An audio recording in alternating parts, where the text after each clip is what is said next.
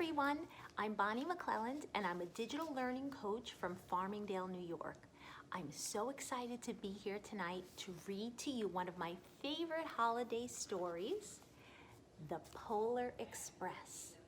But even better, this time when I read it, I'm going to be using the app Novel Effect, where you're going to hear sounds and music that go along as I read.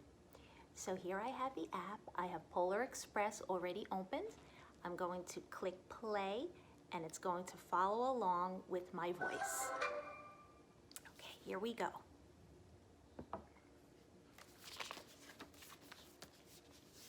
The Polar Express.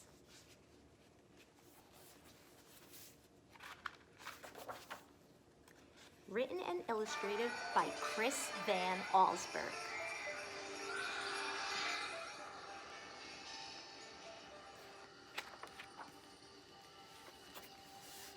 On Christmas Eve, many years ago, I lay quietly in my bed. I did not rustle the sheets. I breathed slowly and silently. I was listening for a sound a friend had told me I'd never hear, the ringing bells of Santa's sleigh. There is no Santa, my friend had insisted, but I knew he was wrong. Late that night, I did hear sounds, though not of ringing bells. From outside came the sounds of hissing steam and squeaking metal. I looked through my window and saw a train standing perfectly still in front of my house.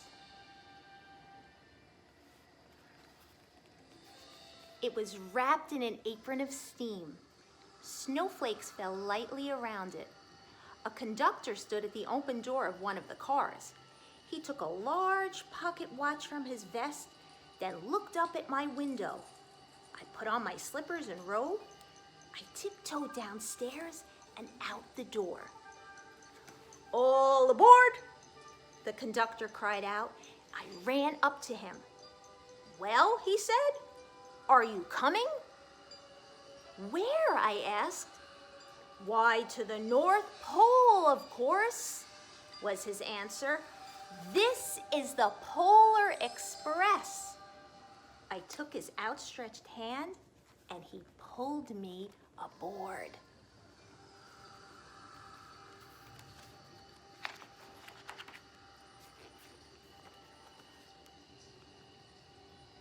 The train was filled with other children, all in their pajamas and nightgowns.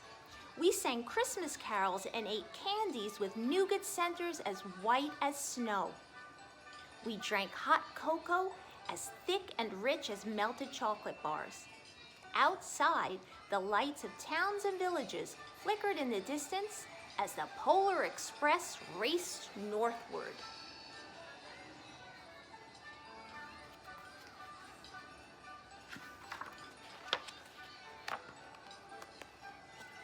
Soon, there were no more lights to be seen.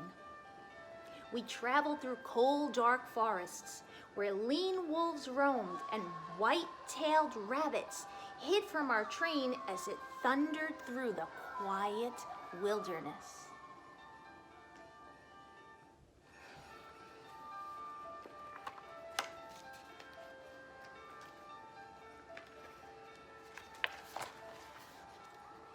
We climbed mountains so high, it seemed as if we would scrape the moon.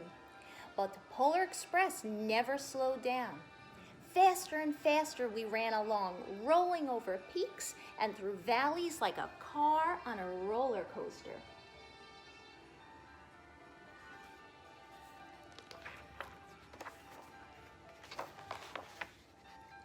The mountains turned into hills, the hills to snow-covered plains. We crossed a barren desert of ice, the Great Polar Ice Cap. Lights appeared in the distance. They looked like the lights of a strange ocean liner sailing on a frozen sea. "There," said the conductor, "is the North Pole."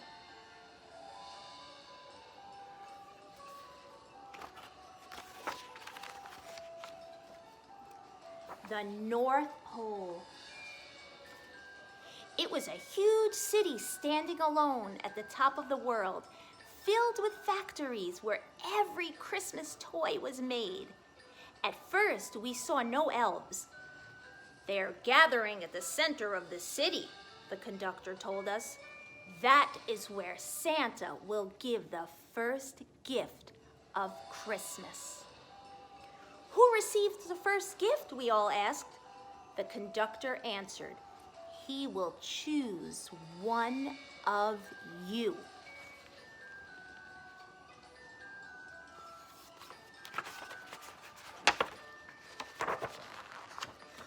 "Look," shouted one of the children, "the elves!"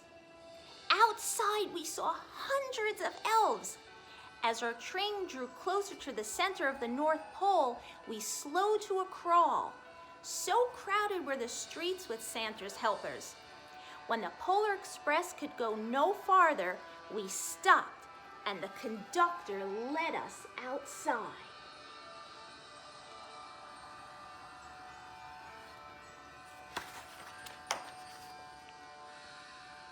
We pressed through the crowd to the edge of a large open circle. In front of us stood Santa's sleigh. The reindeer were excited. They pranced and paced, ringing the silver sleigh bells that hung from their harnesses. It was a magical sound like nothing I'd ever heard. Across the circle, the elves moved apart, and Santa Claus appeared. The elves cheered wildly. He marched over to us and said, pointing to me, "Let's have this fellow here." He jumped into the sleigh. The conductor handed me up.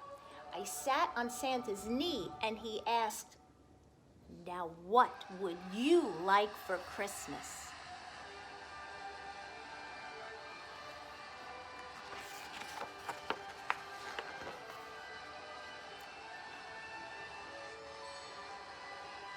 I knew that I could have any gift I could imagine, but the thing I wanted most for Christmas was not inside Santa's giant bag.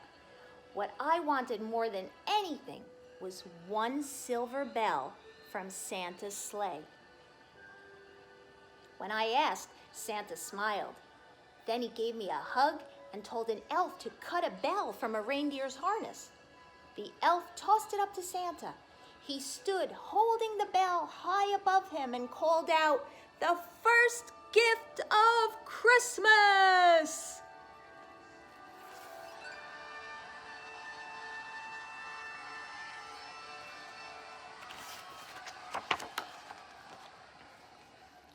A clock struck midnight as the elves roared their approval. Santa handed the bell to me, and I put it in my bathrobe pocket. The conductor helped me down from the sleigh. Santa shouted out the reindeers' names and cracked his whip. His team charged forward and climbed into the air. Santa circled once above us, then disappeared in the cold, dark polar sky.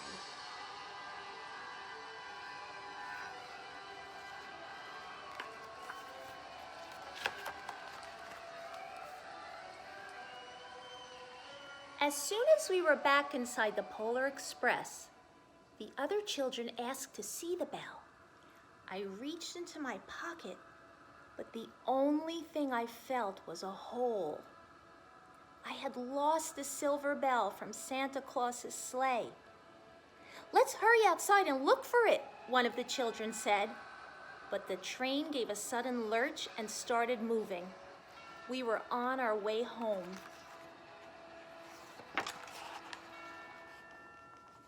It broke my heart to lose the bell. When the train reached my house, I sadly left the other children. I stood at my doorway and waved goodbye. The conductor said something from the moving train, but I couldn't hear him. "What?"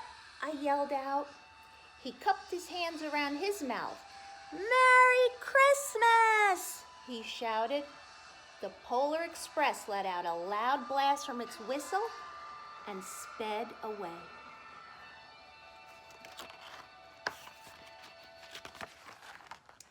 On Christmas morning, my little sister Sarah and I opened our presents. When it looked as if everything had been unwrapped, Sarah found one last small box behind the tree. And it had my name on it. Inside was the silver bell. There was a note. Found this on the seat of my sleigh. Fix that hole in your pocket. Signed, Mr. C. I shook the bell. It made the most beautiful sound my sister and I had ever heard. But my mother said, "Oh, that's too bad." "Yes," said my father, "it's broken." When I'd shaken the bell, my parents had not heard a sound.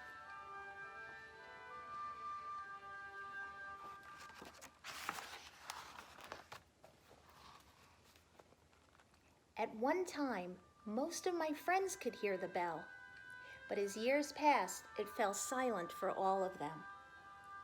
Even Sarah found one Christmas that she could no longer hear its sweet sound. Though I've grown old, the bell still rings for me, as it does for all who truly believe. I believe. And I even have a little bell here. Can you hear that? I hope so. I hope you enjoyed the story. Merry Christmas, Happy New Year, and Happy Holidays to all.